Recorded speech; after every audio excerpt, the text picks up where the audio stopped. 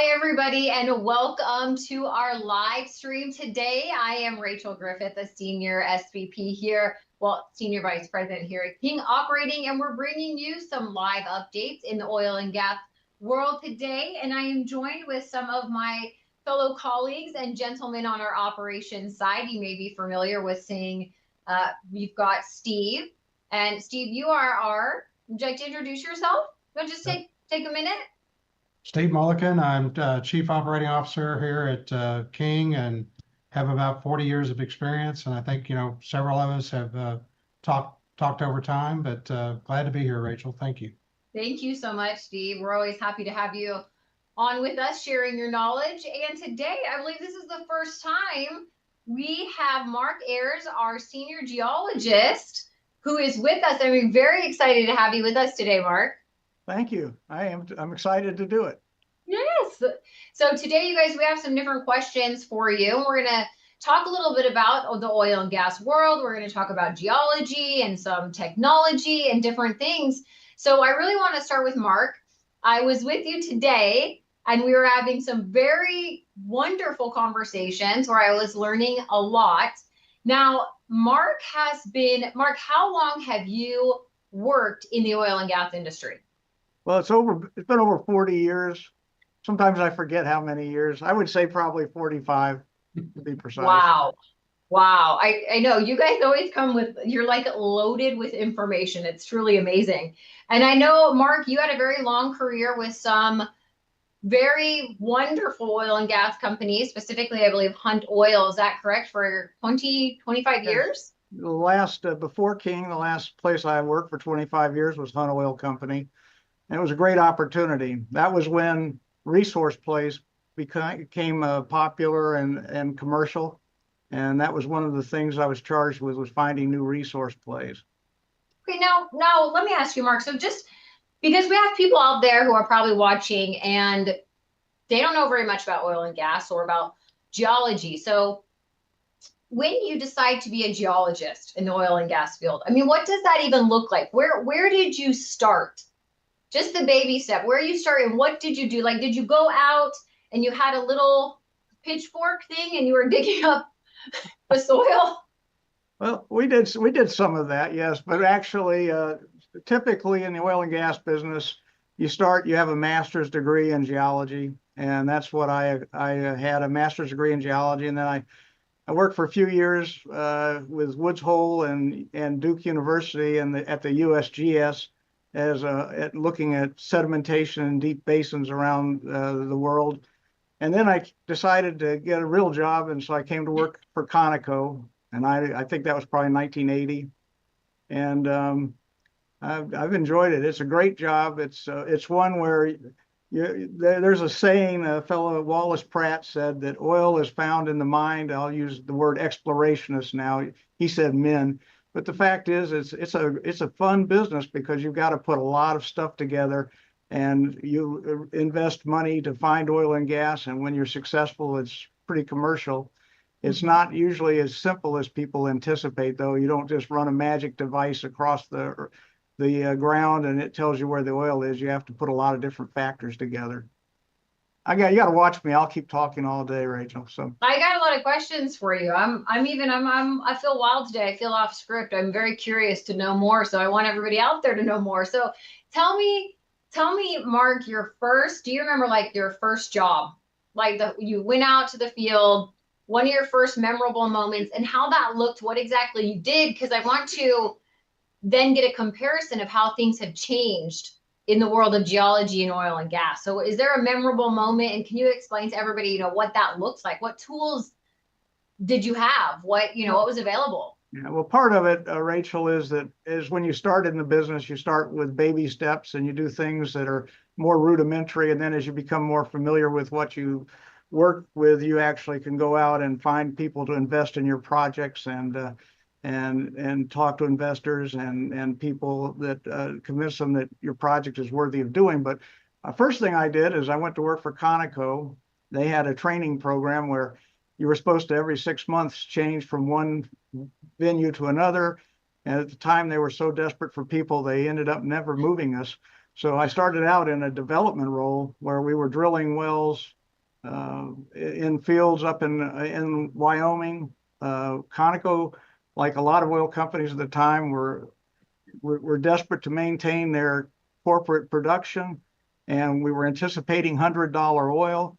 So any idea that we came up with, we'd go out and drill, and that was really a lot of fun because normally you have to be in the business for a while before they're going to invest hundreds of thousands of dollars on your ideas. But that way, we're able to start drilling wells right away. And one of the first wells that I actually went out on and watched was actually a well that was producing from a zone called the Niobrara. That's interesting to people that know it because it's actually a shaley zone. And that's actually one of the resource plays people are making now. At the time, we didn't know what it was. We thought it was a sandstone inside the shale, and it was producing from this porous sandstone. In fact, it was actually producing from a source rock. Anyway, that's getting off in the weeds. But anyway, so that's what I started out with, and that's what most geologists do. Start out, you learn how to look at samples through a microscope. You learn how to read electrical logs. Conoco spent a lot of money sending me to different schools. Electrical logs are actually devices we run down a well bore that measures different factors in the well bore that helps us understand what kind of rocks are down there.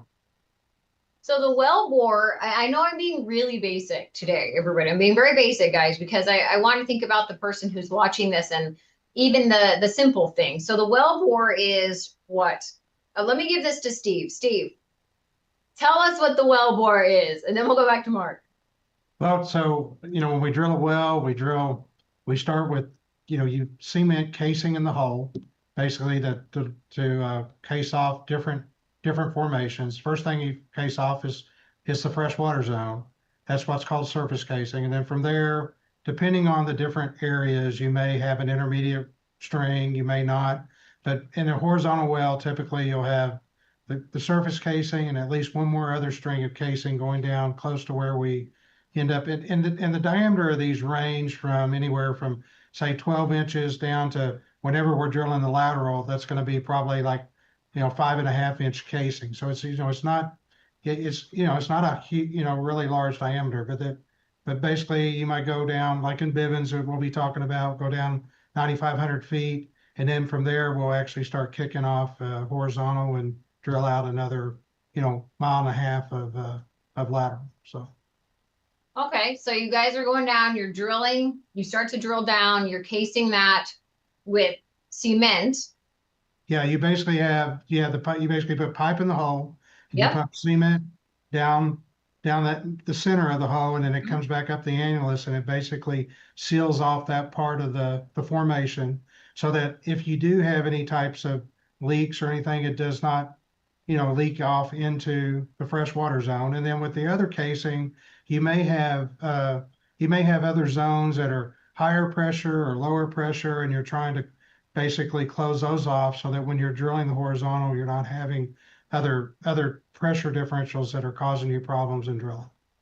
So how long does it take on average just to get that first step done?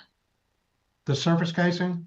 Yeah, I mean, Yeah, probably, well, surface casing about a day, usually. I mean, it depends on where the water table is. Surface casing can run as shallow as 600-700 feet down to 3,000 feet or so, and then that's going to take about about a half a day to a day to drill, depending on the depth. Takes a day to let the cement set after you set it, and then you drill out to go down to say 9,000 feet. That may, depending on the different formations, that could take you anywhere from 5 or 6 days to even a few weeks, just depending on what you have to do to get to that point.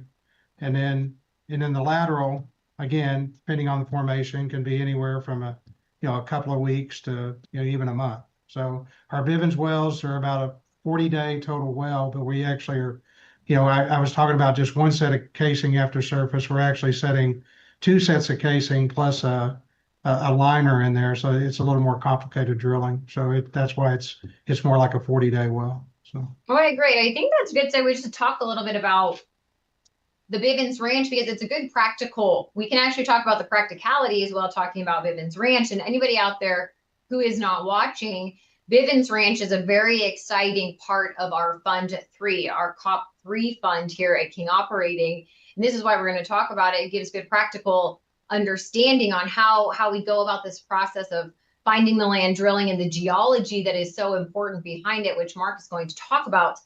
But Bivens Ranch is, I'm going to let Steve, you want to talk about Bivens for a minute? 60,000 contiguous. Yeah. And I do want you to I want to tell you, Steve, I'm always tempted to say continuous, but it's contiguous. Okay. Very Right, right. important to note that. So I tell you what, I mean, Mark will talk about this, and Mark's background is incredible. I want to let Yes. you guys know that. I mean, the resource plays that he was basically in the forefront of a formation, you know, called the Bakken, which is up in the northern part of the country and kind of North Dakota area, and one of the main large resource plays. And Mark was like I said, in the forefront of that.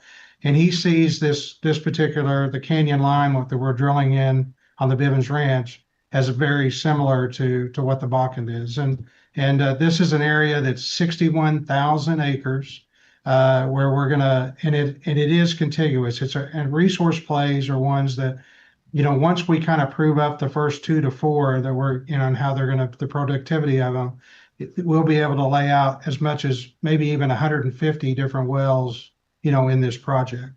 And so it's that's what makes it very lucrative and exciting, and it does become a little bit to where it's a little more cookie cutter than some other types of plays, but that's the goal here.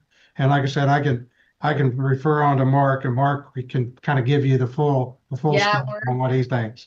we're gonna let Mark talk about this because he was telling me some things this morning that are tremendously exciting, very exciting. And yeah, his experience, Mark, you're sitting there very humble, but to be honest, I think you've been a part of some very, very amazing moments in oil and gas history. Do you want to go ahead and start?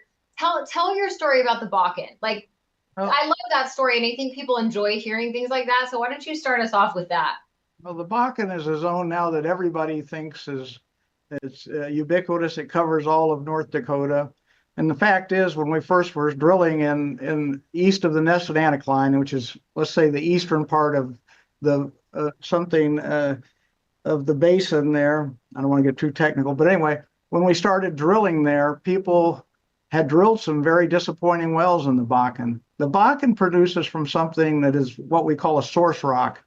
And the source rock is organic carbon that's accumulated at times when sediment deposition in a basin is very slow and organic material rains down because the animals still live there and die into the ocean, but the sands and shales are not coming from the earth or the land's masses around it. So as that organic matter accumulates, it becomes very thick, and that's actually where we generate our hydrocarbons. And eventually, when it gets enough pressure, temperature, and time, hydrocarbons come out of those rocks. We call them now the source rocks, and they actually are so much overpressured that they force themselves into surrounding rocks. And normally in a conventional reservoir, we may have something that has, when it's generated, it may migrate to what we call, I don't want to get too technical, into a trap with porosity and permeability, sort of like a sandy zone. Well, these rocks are not. They're very tight rocks. They don't have, when I say that, they don't have a lot of porosity or permeability. What really gave them the porosity and the permeability was the generation of the oil and gas, which fracked the rocks. And when I say fracking, it created fractures in the rocks. And so then the key was, where do we actually drill to be able to access the oil and gas that has been fractured from the source rocks into the subsurface?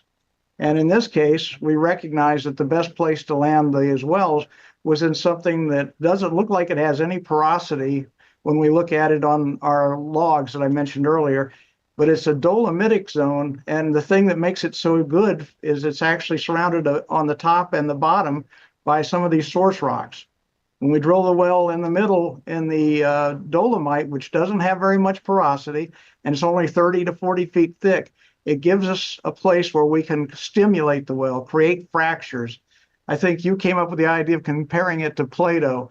If a rock, you did. You said that. Well, it was genius. Well, it's a good analogy. So what does a ductile rock look like? Well, if you try to hammer a pile of fresh Play-Doh, it doesn't crack, does it? It just smashes. That's a ductile rock. If you try to build a fracture network in that, you're going to have disappointing results. On the other hand, once the Play-Doh gets hard and dry, if you hit it with a hammer, it shatters. And that's what we're looking for in a zone to create fractures that will then communicate with the source rocks around it. And it's a great set of zones that these are what we call resource plays. And to be honest with you, for years, I was drilling vertical wells through this stuff, and we would run through, we would see where we got on the top of the Bakken that we get a lot of oil and gas shows, and we say, that's a gas shale. That's really good. That way I knew where I was when I was drilling the well, how deep I was. But it never occurred to me that that could actually become someday a commercial source of oil and gas. I wished I had known that then. But anyway, now I know it.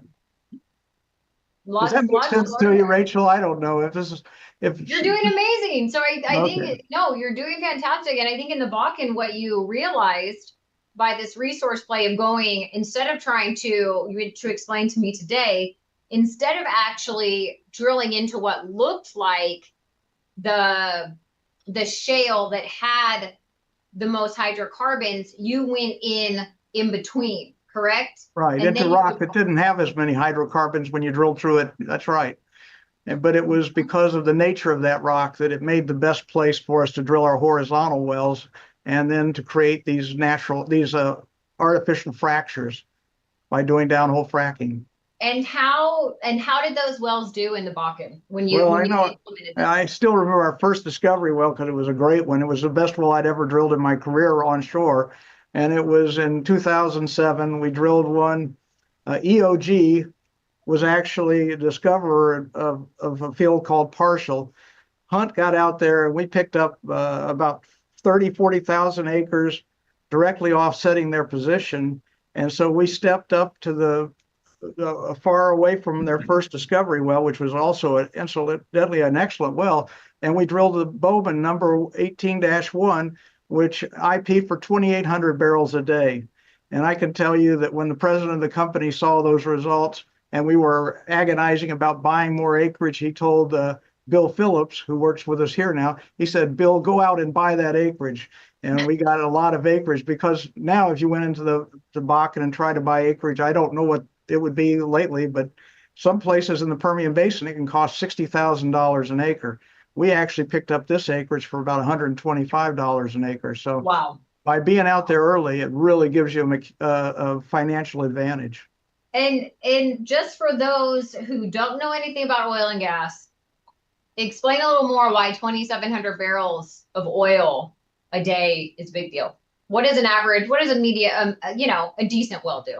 Well, that's hard to say. In vertical wells, it's not common to have 2,700 barrels a day on an onshore vertical well. Now, if you're in the Gulf of Mexico, it's a different beast because the zones are much more porous and permeable. But onshore, in the north part of the country, if you would get 100, 200 barrels a day in a vertical well, you'd be very excited about it.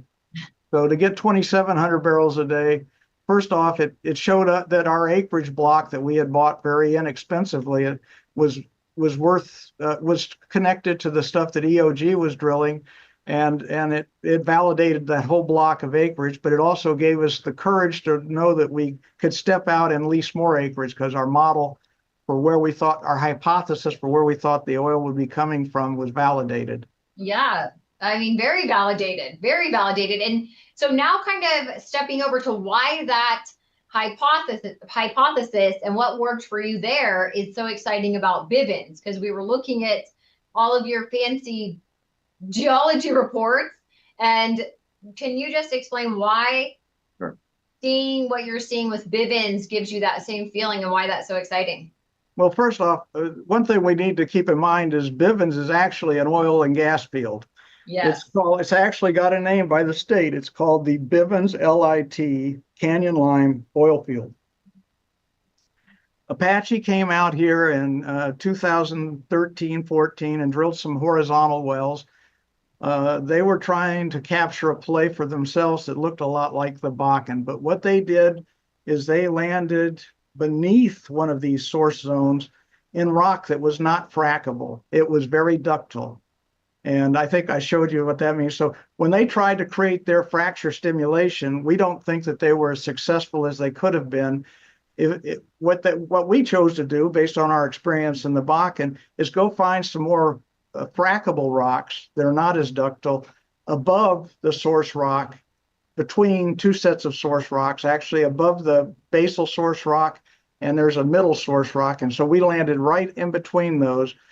And as I told you, not only were we confident that we could stimulate with a hydraulic frac to get the oil from those source rocks above and below us, but that we had the pleasant surprise as we drilled those wells through that zone that had the frackable rock in it, that it already had a lot of oil and gas in it that had already migrated from the source rocks into there, so that not only can we do a fracture stimulation to enhance that, but we already have a lot of oil and gas in the wells already in the zone that we drilled. Does that make sense to you, Rachel? I don't know. Yes, no, it Okay. makes sense. Yeah. I mean, I'm getting it, and that's why I do ask a lot of simple questions, but I want everybody else out there to get it as well. And I like how you explained to me that in the middle where we're drilling, it's like you're already getting oil because the hydrocarbons in those other two zones are actually pressing out. You said there's like nowhere for them to go anymore. So they're actually expelling into the other zone. Is that correct? That's right. And resource plays, that's a characteristic that's typical. Generally, when we drill a well for a typical vertical oil well, we might get 0.3 pounds per foot of bottom hole pressure. But in these wells, we're getting 0.55 pounds per foot. And the reason we get that is that the hydrocarbons generated in the rocks, in the subsurface, and it can't find a way to get out. And so as a consequence, the pressures build up, they frack the rocks, and then they're just set for us to come in and drill a well and capture those reserves. And the initial production on those wells is always pretty high because there's a lot of oil and gas that has a lot of pressure behind it as we first drill into those zones that have not had a chance to relieve the pressure. That's right. Those hydrocarbons want to come out, and we are there. We're We there want saying, them come, to. baby, come. We're ready for you. Right. So, Steve, I'm going to jump over to you. Talk to me a little bit, Steve, about I'm going to go back to Mark in a minute, but just lay out for me as someone, you are our operations man. So what has been the beginning? What was the first steps we took with Bivens? Was it sending Mark out there? Was it looking at past drilling? How do we kind of assess sites and determine, hey, this is where we want to get involved and invest in? Well, yeah, we were approached by a company called Sunlight that has been working this project for probably 5 or 6 years, along with they were kind of a partner even with Apache as it was, and they brought us the project, and we started evaluating basically as what Mark alluded to, the wells that Apache had drilled, because the question is that why were they underperforming? And one of the things we have out here is we have across the entire 61,000 acres, we do have 3D seismic. And the advantage on 3D seismic, and Mark can probably, even explain this better than I can, but it is a very critical piece in when you're drilling horizontal wells. It's a way that we, as we go out and drill and we choose a zone that we want to be in, it's very helpful in allowing us to know that we're going to stay in that zone as we drill. It also allows us with these other wells that we had is that we brought in a geophysicist, reprocessed the seismic, and then basically re-landed all of those horizontal wells. And that's where, Mark discovered, and we all discovered how they were landing in these ductile zones. We identified, which is the zones that we've already drilled in, what we considered to be the primo landing zone. And there were a couple of wells that had that, and but they were not even 100% in zone. They were only like 40%. And those are really they were some very economic wells, even only being landed in 40%. So that was kind of the first thing you look at. We also, the advantage of having Apache having those 20 well bores is that we had infrastructure. So there's already a gathering system out there, which is actually operated by a company called Presidio. And that's another big thing, because when you have these type of remote areas at times, that's a big key to the economics, is that we have to put in all that infrastructure. And the positive thing here is that we're only like a half mile from an existing gathering line, which will allow us to sell the oil and gas and dispose of the water. So that's another key issue that we look at. And so we basically put that together. The engineering group kind of looked at, the wells which had performed better in those zones, and we basically created what we call type curves, which are projections of what we think the wells will make. And we basically start running economics on that.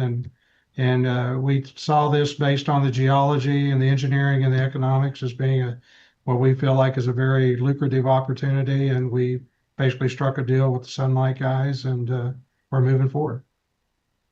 So it sounds like, Mark, it sounds like geology is really the foundation of all good oil and gas. Am I correct to say that, Mark? Are you the foundation stone? Well, there are other professions in this business too. And I think a lot of people who use seismic, they're called geophysicists, might think that they're the foundation, but Okay. certainly I would call them explorationists. Explorationists are the foundation of oil and gas. And I do think Steve made a good point, which is this actually was a prospect generated by a company that was brought to us. What we could bring to the table was our experience in the Bakken to believe that by landing the wells in a better interval, that we could get substantially better results. And I do believe that to be the case. And the first two wells, while we haven't tested them yet, we drilled two wells. The shows in those two wells suggest that we're correct. And once we stimulate them, we'll know the results.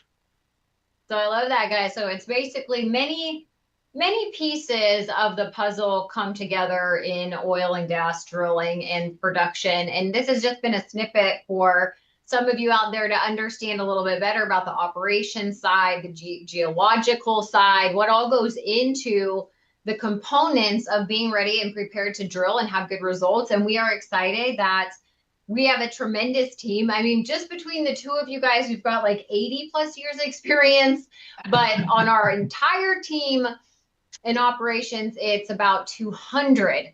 And I think that's really important. And that's one of the things that makes us, stand out. And there's so much more I'd like to talk to people about today, but I do just want to say we're about to wrap up. If you are a partner and you're watching us, we do have a partner live that is coming up this evening. You should have received a registration link. If you didn't, please make sure to reach out to us at kingoperating.com. And Mark is going to have all of his slides and actually be able to show us a little bit more in depth about what he's seeing and why we're so excited for these wells to go online.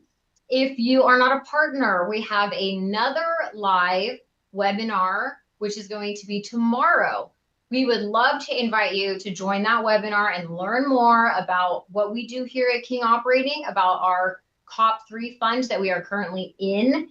And it offers a lot of great incentives. Of course, our model is definitely different than traditional oil and gas, which is what excites us so much. This is the upside of oil and gas investing. Our CEO, Jay Young, wrote the book, and we hope that you have this book. You can also go to our website to find out more about getting it. But we are definitely built around an acquire, develop, and divest strategy. So we are lower risk. We give you more impact, higher returns. We look for that ROI with a multiple for you. And so we would love to have the opportunity just to share more about who we are and where we're at on Bivens Ranch. Bivens is just one of our locations in this fund. So we'll talk a little bit more about the other locations we have, but we're really thrilled that everything right now, guys, is on track in COP3. We've got great results. We've got great mud logs, which is, well, if you want to know more about mud logs, make sure you register for the webinar. Mark is going to unpack the mud logs for you. So if you've ever thought about learning more about oil and gas investing and the great benefits that go along with it, please make sure you visit our website at kingoperating.com. Gentlemen, anything else you want to add before we sign off? I think we covered it. I think we did too. Thank you, Rachel. Thank you, Rachel. Absolutely, you guys. We will see you back here next Wednesday.